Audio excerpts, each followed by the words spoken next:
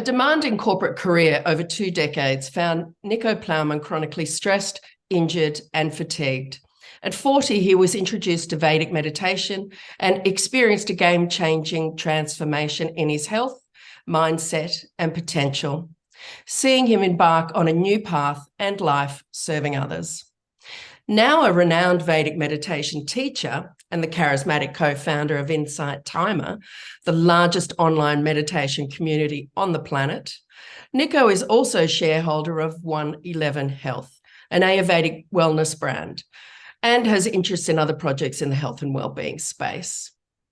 A project close to his heart is as advisor to the Light Inside Project, a US-based meditation teaching program for the incarcerated, and a supporter and advisor to Cultural College, an Australian organisation focused on Indigenous education programs.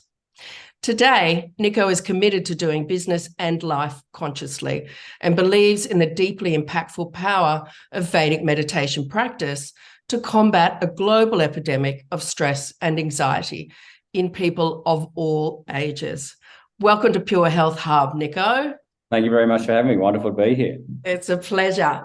Now, look, for decades, researchers have told us that Buddhist monks who regularly meditate perform far better on concentration tests than the average person. Well, they would, wouldn't they? With all due respect, they get the opportunity to do it in their daily routine of study and worship. So not overly taxing on the body and mind.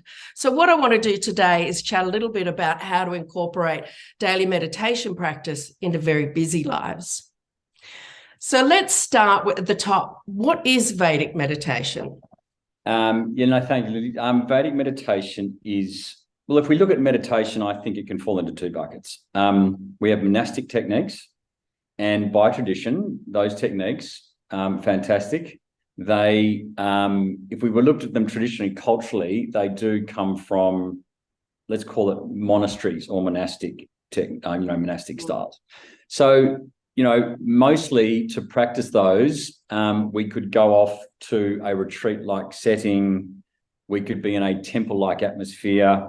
It's possible that, optimally it'd be very quiet. The food would be provided for you.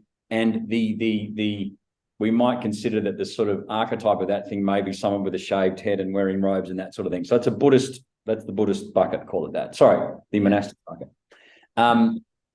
The second bucket is the householder bucket, okay? So we can track techniques that come from cultures and societies where people were engaged in life. There were rules and things and, the rule of law in society and doctors and farmers and those types of things, and they were still very conscious societies themselves. Both of those societies had a meditation at the basis of the way that they lived their life. So Vedic meditation fits in the householder bucket. It doesn't fit in the monastic bucket. So in my experience, having tried a lot of monastic techniques for nearly 10 years, so I did it all. I've been on the Vipassana retreats. I've done the Qigong. I've done everything else. I was trying a lot of those, but for reasons that I now understand a bit better, I couldn't seem to continue them after I'd learned them. So I'd be like, fantastic. I'm going to do Qigong every morning for an hour.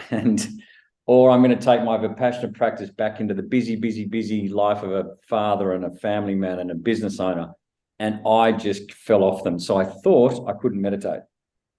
Thought too much, did this, couldn't get it done. It took an hour. This is just a whole bunch of things that didn't fit what is otherwise a very practical approach to life. I learned Vedic meditation, which is from the household tradition. Now, 20 minutes in the morning, 20 minutes in the afternoon. I can do it seated anywhere. So I can get up in the morning and sit in the sofa, and that's fine. And the kids and the dogs can be walking around. I don't mind because there's noise. Or I can drop the kids at school and then sit outside the coffee shop in my car and meditate. Fantastic. Then get a coffee. Or I can wander down to the beach and people can be walking around and there's 20 minutes. I'm on a plane, 20 minutes. I'm in a chair, right? Yeah. And because noise is no barrier to Vedic meditation, then that's fine. We can sit comfortably anywhere. And I found very quickly that having learned that technique, I was able to do it anywhere. And it had a very practical meaning to me from the outset.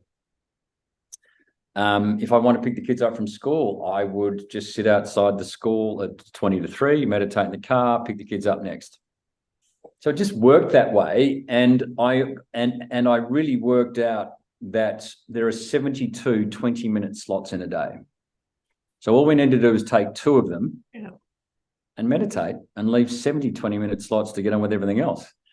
And so Vedic meditation at its basis is a householder technique. It's different to monastic techniques, not to say that monastic techniques are any that they're worse, but for householders, and when people learn this technique, they find they can get it done, which is a big thing to tick the box on.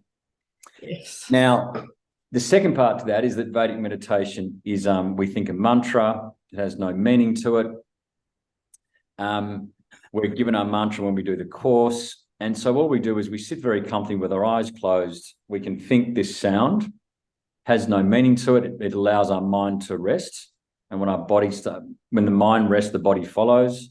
So in a short period of time, as the body relaxes, we release stress and fatigue. Fantastic.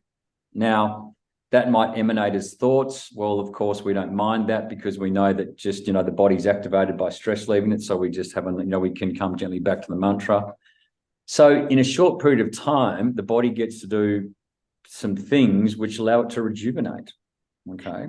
And in a nutshell, Vedic meditation is a simple technique. We can do it anywhere. We do it twice a day. We think a sound very gently, and we are able to get stress out, and we're able to rest deeply. So, so much so that we open our eyes, we feel like we've come back a little bit in this movie of ours, which can otherwise be a little bit stressful and overwhelming because we're a bit too close to the screen. But if we meditate, we kind of come back a bit and we go, oh, okay, movie's not too bad today, fantastic. And given how busy we are, if we meditate twice a day, we will be enjoying a sleep equivalent of 2 to 3 hours. Right. A deep rest. Yeah. Yeah. So that's the simple nature of it. Practical technique. Yeah. Well, and that's exactly what is important to get out to most people. And I'm glad you said that. While I do practice meditation, I, can be a little ad hoc, but I happen to be in Burleigh this morning, sitting there on the chair and doing exactly that. So good, I can tick that off today. But that is really the practicality, and in fact, the analogy about the monks, or the example of the monks, is exactly that, right? Most of us lead extraordinarily busy lives. So I was going to talk about the other forms, how it differs from other forms of meditation, but I think you've really just talked about it there, unless there's something else you'd like to add. No, that's it. The beautiful thing about meditation is it can be a really simple conversation. Yeah. Often, and we've I think we like everything, we've complicated it all. Yeah.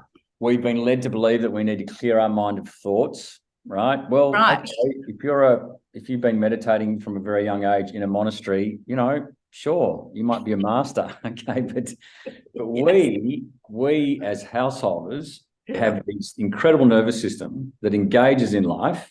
Yeah. We're not here to avoid stress. We meet demands.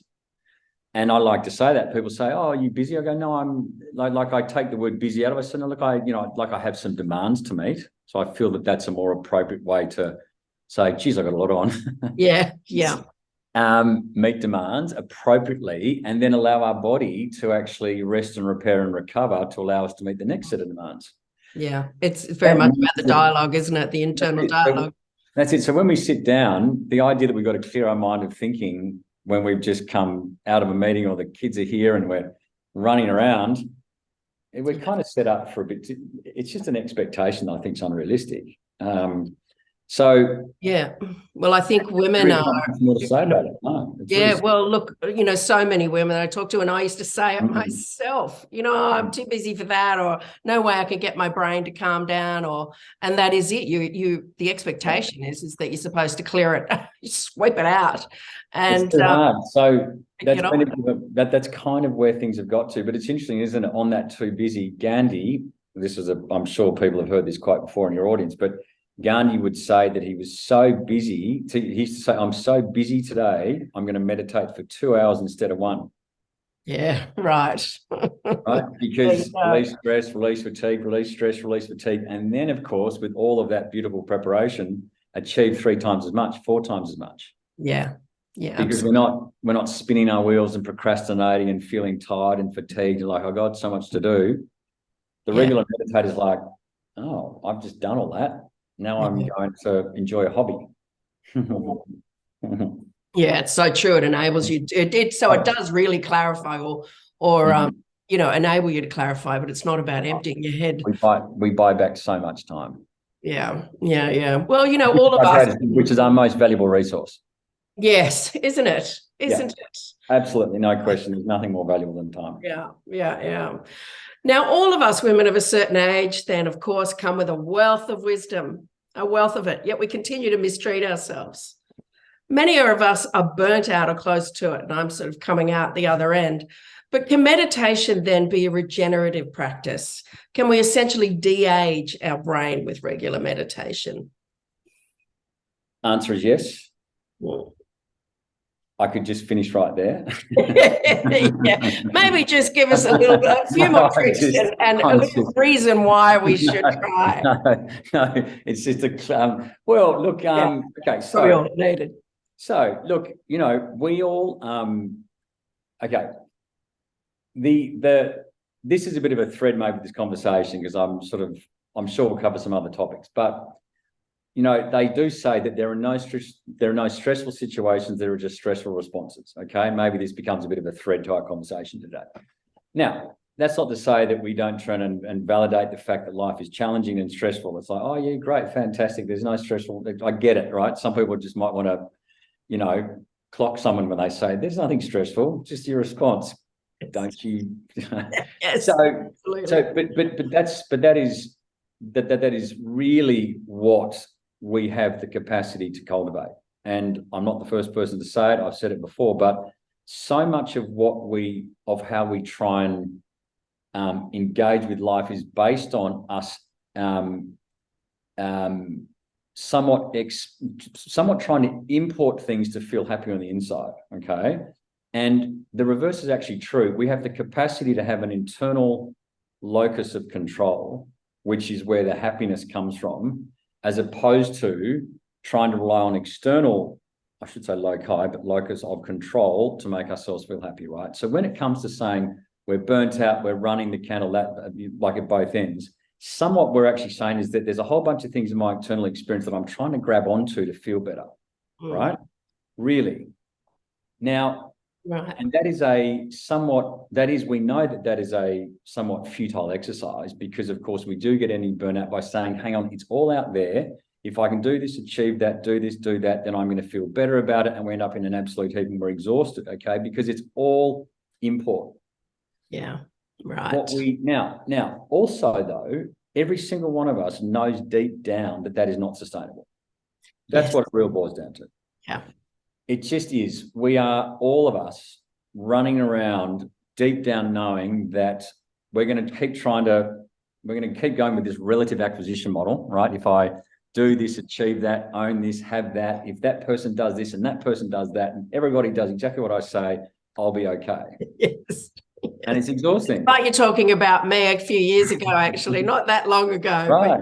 Don't worry, I've been there too, and it's exhausting. Now, the problem with that, though, it is so exhausting. The body gets so stressed because really it's like there's a fear here, so I need to control outcome. That's what it boils down to. Fear-based, absolutely. Fear-based thinking, I'm going to do this, do that, and if all those things line up, the fear will go. Of course, it never will, because then we're terrified the whole thing's going to fall apart. Yeah. So that constant fear leads to stress, which leads to inflammation, and then the body starts to feel terrible. The chemical makeup, all those sorts of things are no good. We probably make poor decisions about food, about what we put in our body, because, by the way, more food brings us back in the movie. A glass of wine brings us back in the movie. Self-medicating brings us back in the movie. All fantastic, because that's just it. There is a very genuine desire for reprieve. It really is. It's like, yes, I want to feel better. This doesn't feel great. I'd really like to just sit down and have a glass of wine and, oh, wow, day's over. It's beautiful. There's a genuine desire to feel better. Yeah. The problem is, it ultimately just is another little, what is it, the camel's back. We're kind of just slowly but surely adding things to the physiology that ultimately in the long term will lead us to be less healthy. Yeah. So I can, what I was doing before I decided to do things differently was I was running experiments whereby I kept thinking I can somehow be fulfilled by importing experiences and things to be satisfied. And there was a little part of me that would have always known that was not going to end up well. Yeah. And so when I sort of think that, I kind of can see that I was doing a lot of research, right? Because I was like, I'll research this, I'll research that. And I know there's a better way, but yeah, no. I'm just going to run the pain model for a bit longer. I like suffering, just the pain model. Yeah. I like suffering. Don't come near me. I'm suffering. Yes. You don't know how bad this is. And I want to suffer. It's exactly what you're saying to yourself, really. I mean, not in so many words, but that's exactly what's going on. I want to suffer and let my ego just, and we kind of go down the rabbit. It's like a heroin drip. Yeah, totally. Now, that's just research, right? The best thing about that, though, is that when we actually then decide to do something about it because the suffering's become too great, and we decide to make a shift, learn a meditation technique, to do things differently, we have the beautiful confidence and foundation to start stepping out. And no one really is you're never going to really have someone come and carry you out or intervene or say, do this or do that, because people need to walk the path themselves. Yeah. Because then they trust the path every step, and they can turn around in a year's time and go, I did this on my own. I have made the change. I know it. I can process. I know my pain. I know my traumas. I'm working and I can trust my path. That's a beautiful place to be. That's quite freeing, actually. It's where we can get to freedom, is to say, okay. And by the way, if you come along and say to someone, you should do this and you should do that, and you kind of help them along, they're going to resent you in a year's time anyway. And because, by the way, they never got to trust their own path. No.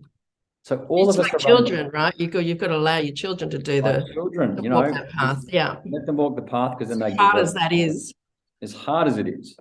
I had an example yesterday with my littlest, and it was tough, because I just had to she had to learn a lesson, and I didn't feel great about it. And she was all upset. I was like, anyway, she got over it. But I say that because as parents, of course, we can relate to that. But we kind of parent ourselves a little bit on this one, which is to say, okay, yes, I could turn around and we don't want to get too esoteric, but mostly if we get to a very, very subtle place, we can turn around and own all of our experiences. It's like we are creating a certain set of circumstances because we're putting weight on the bar because we've kind of had enough. Yeah. And at some point we're going to make a shift. And that the degree to the shift is also somewhat degree to where we've allowed ourselves to get to. So there's a whole lot of things that come into that. But to answer the question, it's like, okay, that's fine. We're running the model. We have demands. We've got children. We've got so much going on. But the fact that we're burnt out and overstressed is because we are not using our time optimally. And that's not a bad thing. That's because our physiology is giving no chance whatsoever to recover. Yeah. None whatsoever. And the idea that we can take one of those 20-minute slots in the morning and one of those 20-minute slots in the afternoon and close our eyes and allow the mind to rest and the body to follow. Anyone can do it. Absolutely anybody can do it. Yeah. Even if we thought, oh, well, the kids wake up at 6:30 and I can't do it. No, it is possible to wake up at 6 o'clock and meditate for 20 minutes, pick up another couple of hours sleep from the rest. Kids wake up, we're back in the conscious cinema. Okay, things are a bit more organized. Kids probably get to school a little bit on time, and we got, then we get to the afternoon, and instead of turning around hair on fire, we've actually meditated again. And by the way, I work with people time and time again who actually have this direct experience. They kind of think, how am I ever going to meditate for 20 minutes twice a day? Well, of course, a few months later, they've done it, they've weaved it in. As parents, when we meditate, we process stress from our physiology, but we process stress for our children too, because we are removing stress from the family unit. So that's just the other thing, is we're actually not just doing it for ourselves. This is not some people say, oh, it's a bit selfish to meditate twice a day. It's like, well, in actual fact, it's a selfless act because you're processing stress from you, which means that you are more available for others. Your foundation is stronger. Children benefit from it because in actual fact, they're going to run off what's coming off our physiology all day, every day. Over time, and this comes to the aging process, if we meditate regularly, and there's any study you can find to say regular meditators will slow down the aging process because there's less stress in their body. Yeah. They don't go backwards in age, but you look at a regular meditator who's 50 versus someone who's not, I guarantee you there's a big difference in what they look like. Yeah. Now, what does that mean? That means that here we are as parents playing the long game, 60, 70, 80. Hey, I'm healthy. You don't need to look after me and tear around for me when I'm 65. My young son and daughter, because I'm healthy, thanks. Yeah.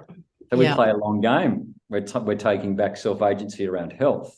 So I know this is a long answer to what was probably but it's fundamentally we're talking about health. We are. And I think, that is precisely the point. I think, we're going through our 30s and 40s, raising kids, running businesses, trying to be a good mother, sister, aunt, whatever.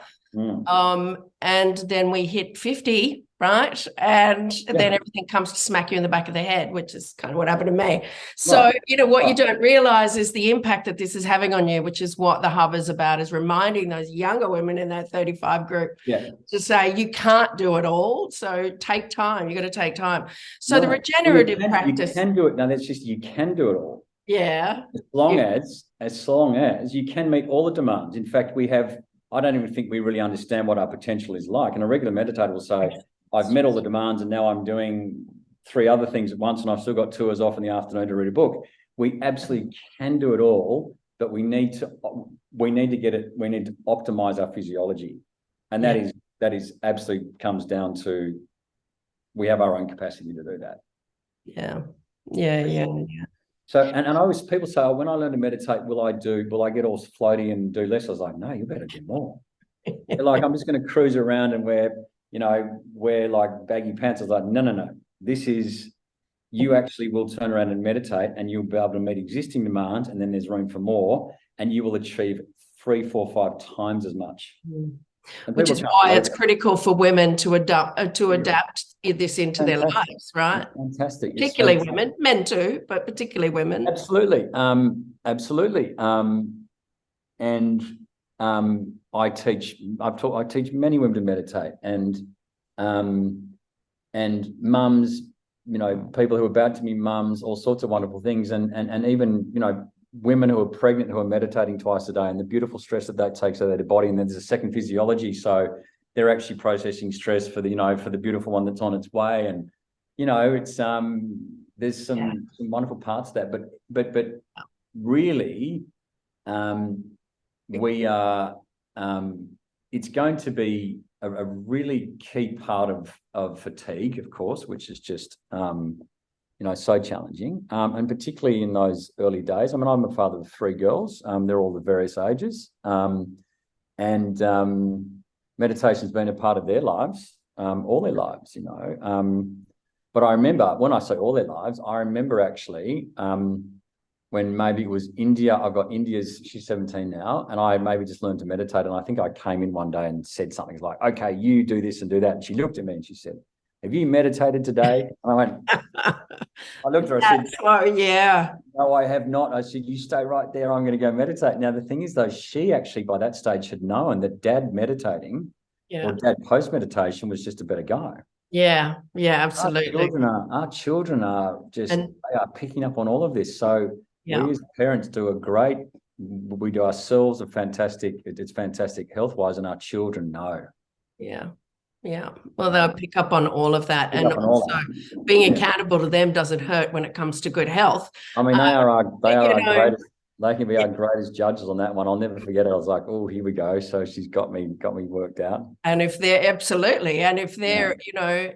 reminding you, then obviously it's a nice reminder for them that it becomes part of their lives. Exactly. So de-aging, just coming back to the de-aging of our brain. If we were, like stress head, hit 50, and you've just gone downhill because of the stress that's been running around, your cortisol, everything's been going nuts. Can we get back to a 40-year-old brain? Has any studies been done on that? Like, is there any evidence? I'm sure there are studies, but we're talking about grey matter and the amount of matter that's actually working and all those sorts of things. And I'm not an expert in those areas, but people who meditate are going to have they will talk about neuroplasticity and all those types of things, Yeah. and start to find that they can pick up a language again. And, Yeah. whereas they thought, oh, it's too hard, I can't really wrap my head around this sort of stuff. Well, of course, they were just, their brain was not functioning optimally. And so all of a sudden, people who meditate are allowing, of course, the stress is leaving the body, but it's leaving the brain. We're releasing serotonin and endorphins when we meditate. We actually also, when we meditate, we go from this sort of top of the ocean stressful experience, which is very individual in its approach, the egoic mind.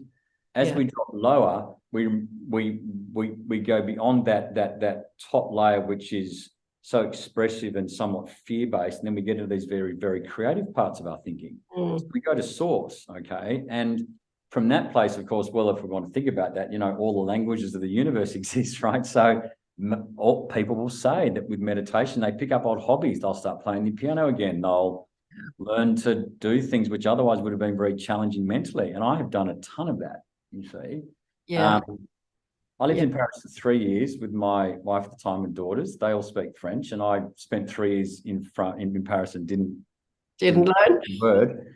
And in the last 7 years since I've done Duolingo every day for 30 minutes. Now I have I have a lot of demands. I have a lot of businesses, whatever, and I still find time to do all the things I do, and I don't miss. I've studied French for 30 minutes 30 minutes a day for 7 years. Yeah, right. And everyone says that the best way to learn French is when you're young, and I saw my daughters pick it up in a minute. And I'm not saying I'm fluent, but I tell you what, it's just been repetitive, and I think my brain has more elasticity to it. I'm better rested. My relationship with things that are not good for me, I'm very healthy. I eat well. So my brain, of course, it's going to respond to those things. Yeah. It is a holistic approach, obviously, but we have to introduce these things step by step. So we do, and that's a very, very good point. We do have to introduce these things step by step, and it's not to say that we learn to meditate and all of a sudden, okay, we've got to get everything right. That's absolutely not it. We've got to, the beautiful thing about learning to meditate is that it's exactly that. We take one step and we just do something very simply in the morning, in the evening, and you watch over time, it all starts to take care of itself. We don't have any of the big, hard decisions. I've got to do this, because we're coming back on our conscious cinema, because we're coming back and seeing perspective around movie. Our body is starting to change its relationships with things which otherwise we used to resort to feel better. Yeah. So chemicals are changing. We're starting to have a bit more perspective. And whereas our way to get to the end of the day was to hit the fridge, open it up, grab something, have a drink. Absolutely. Which is just all based on the fact that the chemical makeup needs to be fulfilled. It's what's going on. Yeah, right. Regular meditators, we turn around and we feel okay, and we're like, oh, it's quite good. And you'll sit down one night and you'll be like, oh, I don't even feel like, you don't even think about it, but all of a sudden you might realize a few days in that you haven't turned around and had that drink or reached for the chocolate at 3 o'clock in the afternoon, because your body is fulfilling itself so much better. Yeah. And that's exactly what's happening to me, actually. So I'm glad you brought that up. Gradual. Beautiful.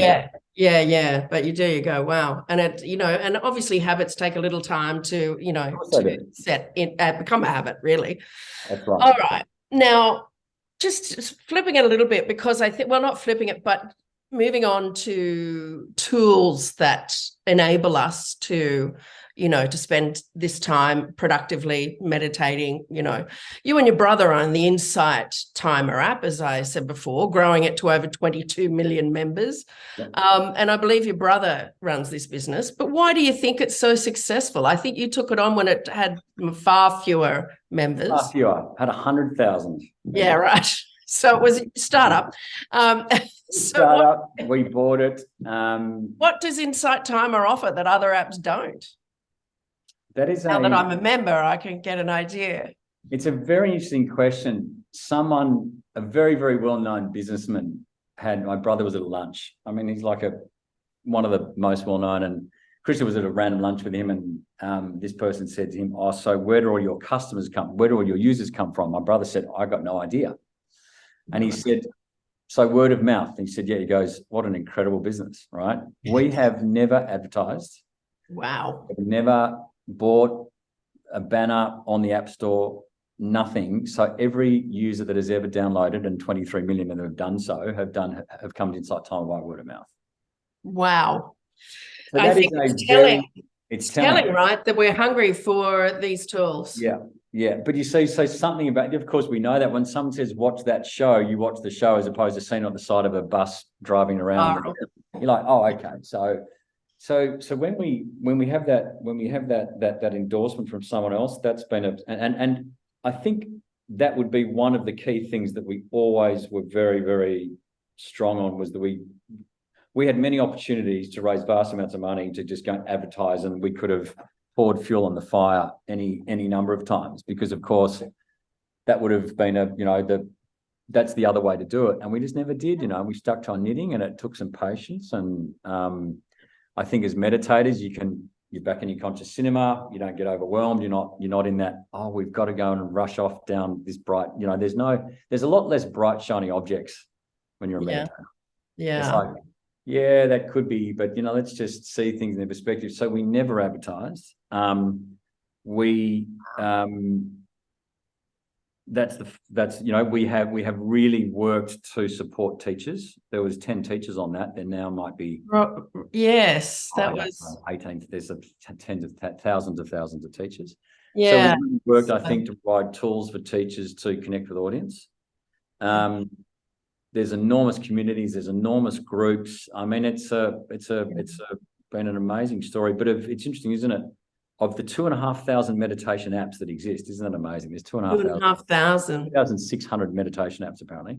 Wow. More time, 60% of all time spent on any app is spent on Insight Timer. Seriously? Yeah.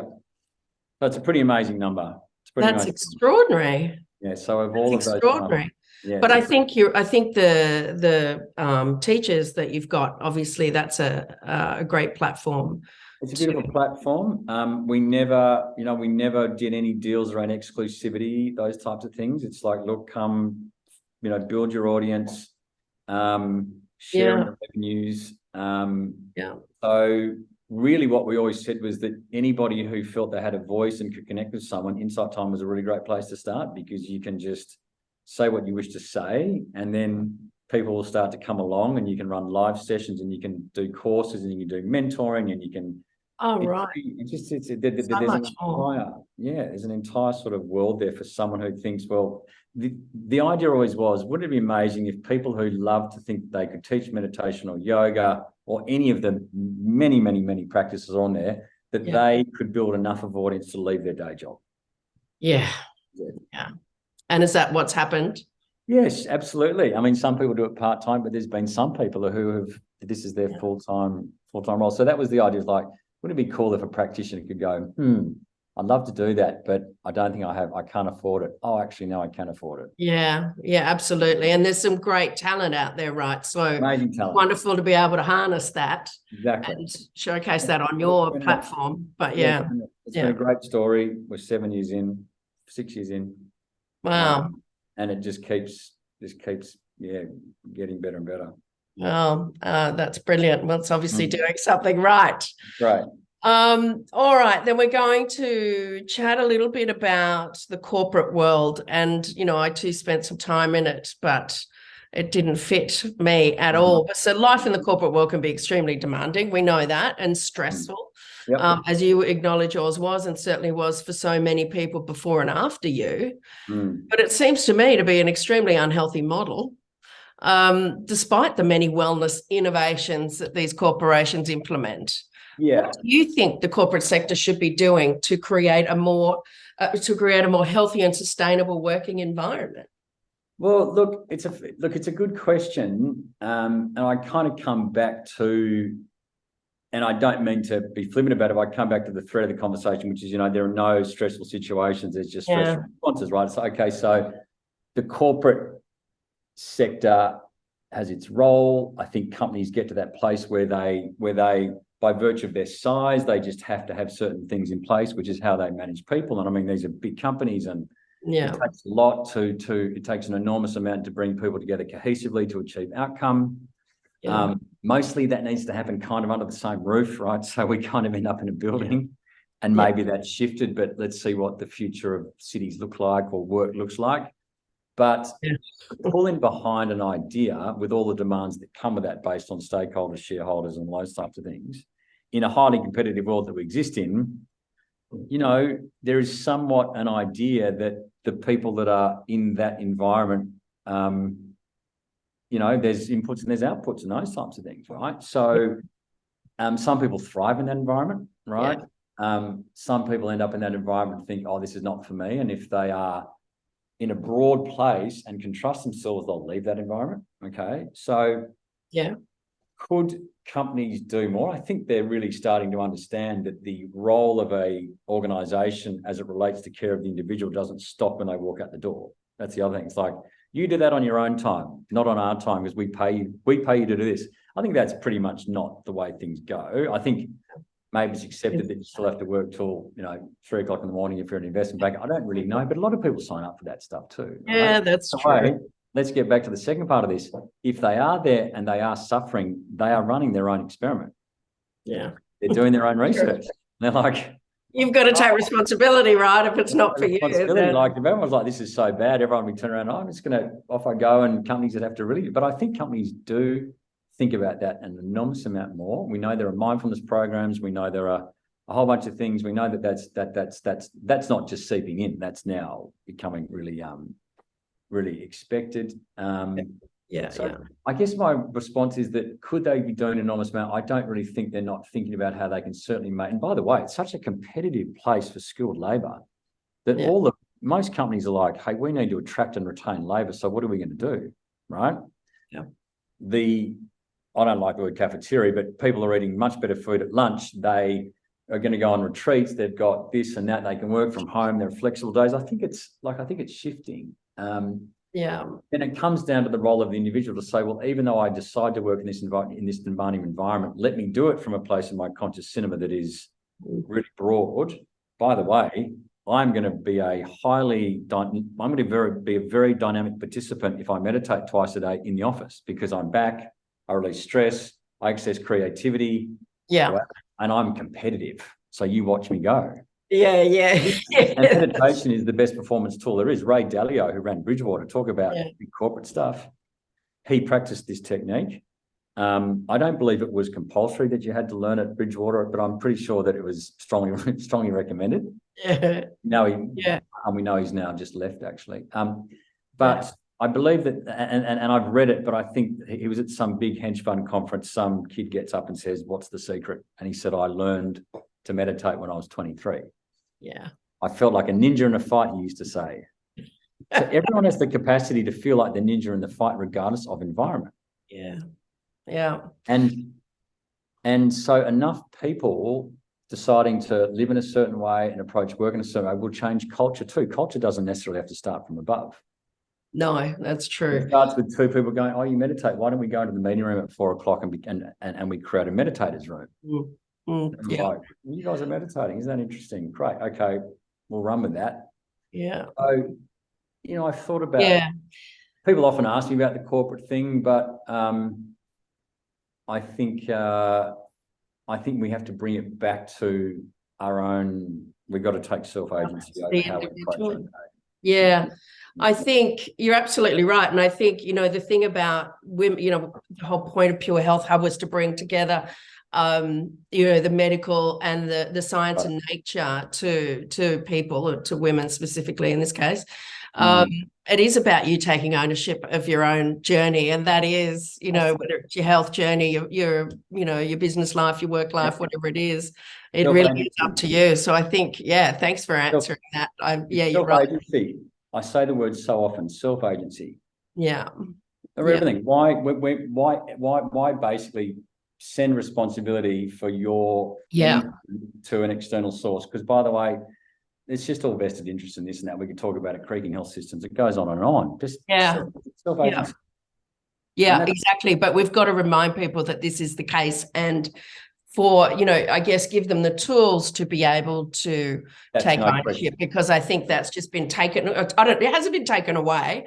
It's just been hidden under all this other stuff that we're looking for, right? That's it.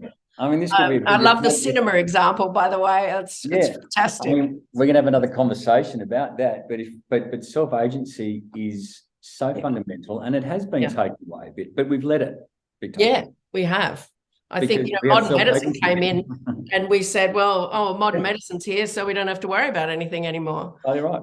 Well, no, that's not the case. Yeah. No, it's a little bit like frog in boiling water. Yeah. So that's a whole nother conversation. We can have Yes. that one. And we'll have that conversation, I'm sure. We will. Thanks so much, Nicho. This has been a wonderful chat. Really lovely to be here with you. Thank you. I really enjoyed it. Oh, it's been my pleasure. Looking forward to connecting again. I love your cinema analogy, as I was saying before. The fact I think we're on the same page about taking ownership of our own journey, and whether that's, as I say, in business or health. It doesn't matter what we're doing, it's up to us. But it's also up to us to be able to share what we can. And you've done that today. So thank you so much. Thank you so much. Talk to you soon. It's been a treat. Cheers. Bye-bye. Take care. Bye.